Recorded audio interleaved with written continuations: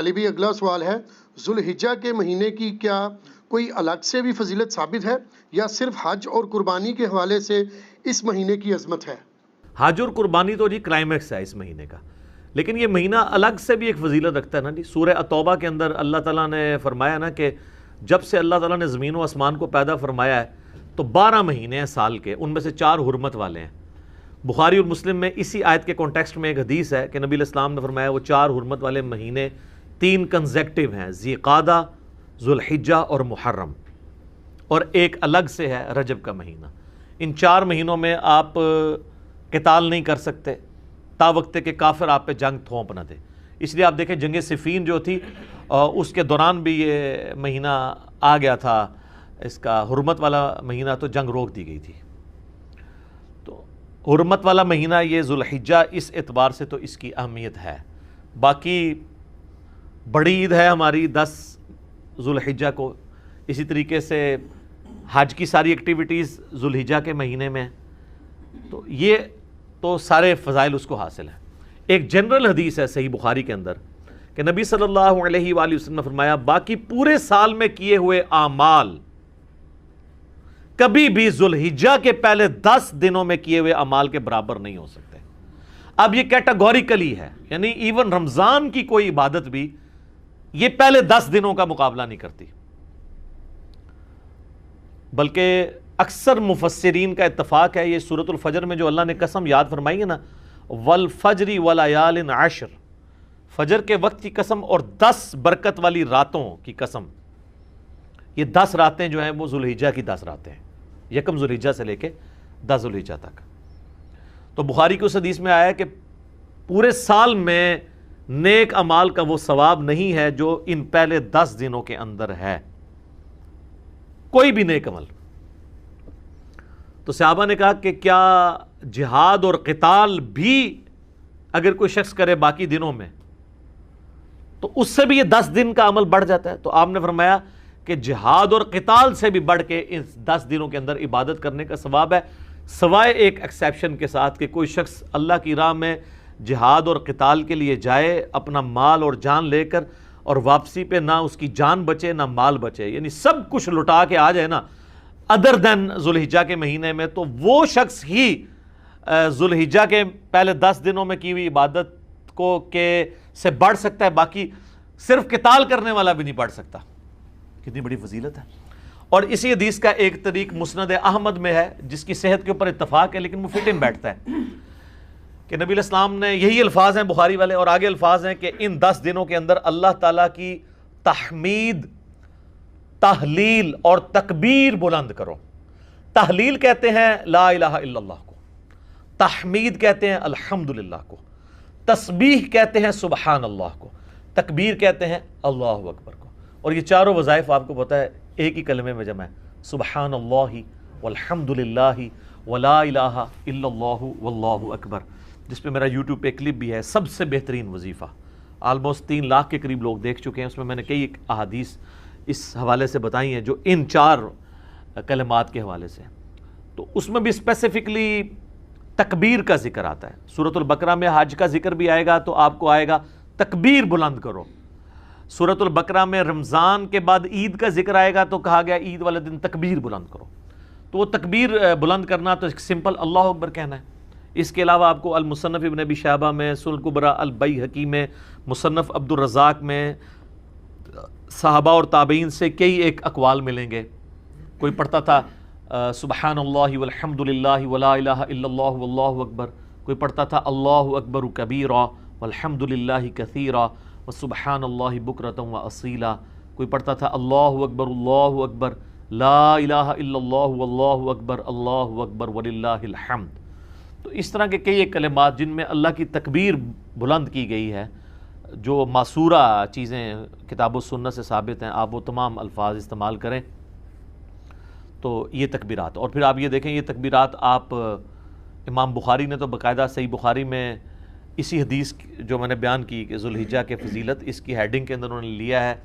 کہ جو ابن عمر اور ابو ہریرہ تھے رضی اللہ عنہما، وہ ان 10 دنوں کے اندر بازار میں جا کے تکبیرات کو بلند کیا کرتے تھے، کیونکہ یہ تکبیرات بلند کرنے کا ہے۔ بلکہ امام بخاری اسی پھر چیپٹر میں کی ہیڈنگ میں لے کے آئے کہ امام محمد باقر جو تھے،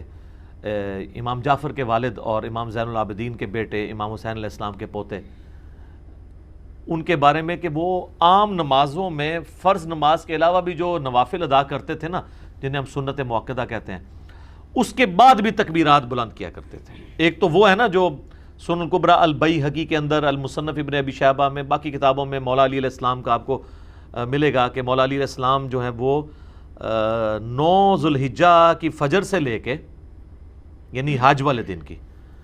اور 13 کی مغرب سے پہلے تک، یعنی عصر کی نماز تک، ہر نماز کے بعد بلند آواز سے یہ تکبیرات پڑھا کرتے تھے، اللہ اکبر اللہ اکبر، لا الہ الا اللہ اللہ اکبر اللہ اکبر وللہ الحمد، جو اہل سنت اہل تشیع کے ہاں کامن ہے۔ اور الفاظ سے بھی آپ پڑھ سکتے ہیں۔ تو یہ تکبیرات خاصہ ہیں، فرض کے بعد بھی ہیں، نوافل کے بعد بھی آپ پڑھ سکتے ہیں۔ اور اس میں جو عام سنت اذکار ہے نا، جس طرح سلام پھیرتے ہی ہم پڑھتے ہیں اللہ اکبر، استغفر اللہ استغفر اللہ استغفر اللہ، اللہم انت السلام و منک السلام تبارک یا ذا الجلال والاکرام، وہ آپ نے اپنی جگہ پڑھنا ہے۔ اس میں بھی آپ دیکھ لیں تکبیر پہلے ہی بلند ہو رہی ہے، اس میں بھی تکبیر آ رہی ہے اللہ اکبر۔ تو تکبیر کے جتنے بھی الفاظ ہیں نا، وہ سب کے سب یعنی اس کا خاصہ ہے ان دنوں میں، جو ان کو اس میں جو قرآن حکیم میں سورۃ البقرہ میں ایام معدودات کہا گیا ہے، یعنی گنتی کے امپورٹنٹ دن، اور ان میں بھی اسپیسیفکلی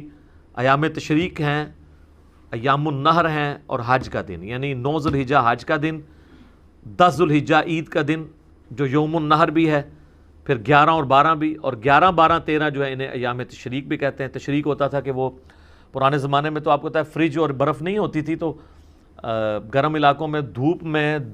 گوشت کو خشک کیا جاتا تھا تاکہ وہ بعد میں استعمال کیا جائے، تو وہ اس خشک کرنے کو کہا جاتا تھا تشریق، جو آج بھی آپ دیکھیں جن لوگوں کو یہ پتہ ہے تو وہ کرتے ہیں، وہ کئی مہینے تک گوشت استعمال کرتے ہیں، اس میں بیکٹیریا نہیں پڑتا۔ جس طرح کہ اچار اگر آپ پانی ریموو کر کے آئل میں ڈال دیں تو اس میں بیکٹیریا نہیں پڑتا، تو یہ دھوپ میں خشک کیا گیا گوشت، اس عمل کو تشریق کہا جاتا ہے، اس لیے وہ ایام تشریق کہلاتے ہیں کہ اس میں گوشت کو وہ دھوپ میں خشک کیا کرتے تھے۔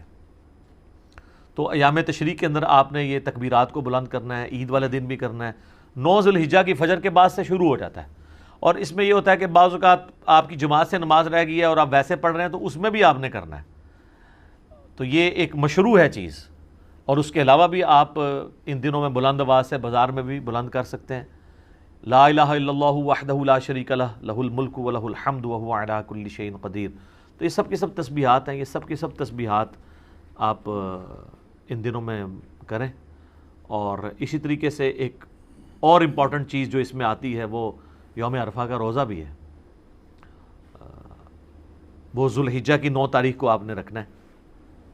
وہ بھی اس کی عبادت کے اندر شامل ہے۔ صحیح مسلم میں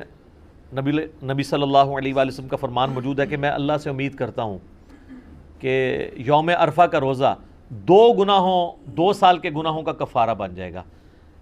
1 سال گزرا ہوا ایک آئندہ، یعنی یہ گناہ صغیرہ ہیں، کبیرہ تو صرف توبہ سے معاف ہوتے ہیں۔ تو وہ بھی اس کی عبادت ہے کہ یہ عبادات اس کے اندر آتی ہیں، اور وہ آپ نے اپنے علاقے کے مطابق دیکھ کے چلنا ہے، یعنی جہاں پہ آپ کی 9 ذوالحجہ بن رہی ہے آپ اس اعتبار سے لے کے چلیں۔ تو یہ کئی ایک عبادات ہیں، یعنی ذوالحجہ کا مہینہ حرمت والا مہینہ بھی ہے۔ آپ بخاری مسلم کی وہ حدیث بھی دیکھیں نا، نبی علیہ السلام نے جو یوم النہر کا خطبہ دیا تھا منا کے میدان میں، تو آپ نے کیا فرمایا تھا؟ سب سے پہلے پوچھا آج کون سا دن ہے، صحابہ خاموش ہو گئے۔ آپ نے پوچھا یہ کون سا مہینہ ہے، صحابہ خاموش ہو گئے، اور صحابہ کہتے ہیں ہمیں پتہ تھا لیکن ہم خاموش اس لیے ہوئے کہ ہو سکتا ہے نبی علیہ السلام اس کا نام تبدیل کر دیں، اور کہا کہ یہ کون سا شہر ہے، تو صحابہ خاموش رہے۔ تو آپ نے فرمایا کہ کیا یہ ذوالحجہ کا حرمت والا مہینہ نہیں ہے؟ کیا یہ آج کا دن یوم النہر کا دن نہیں ہے؟ اور یہ شہر مکہ نہیں ہے حرمت والا شہر؟ جس طریقے سے آج کا یہ مہینہ، یہ دن، اور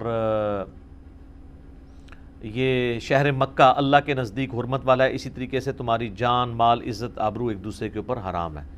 پھر آپ علیہ السلام نے فرمایا کہ کیا میں نے اپنے رب کا پیغام تم تک پہنچا دیا؟ تو سب نے کہا کہ آپ نے پہنچا دیا، حق ادا کیا۔ آپ نے 3 دفعہ یوں انگلی آسمان کی طرف بلند کر کے صحابہ کی طرف کی، اللہم اشہد، اللہم اشہد، اللہم اشہد، اے اللہ گواہ رہنا میں نے یہ پیغام پہنچا دیا ہے۔ پھر آپ نے فرمایا جو یہاں پہ موجود نہیں ہے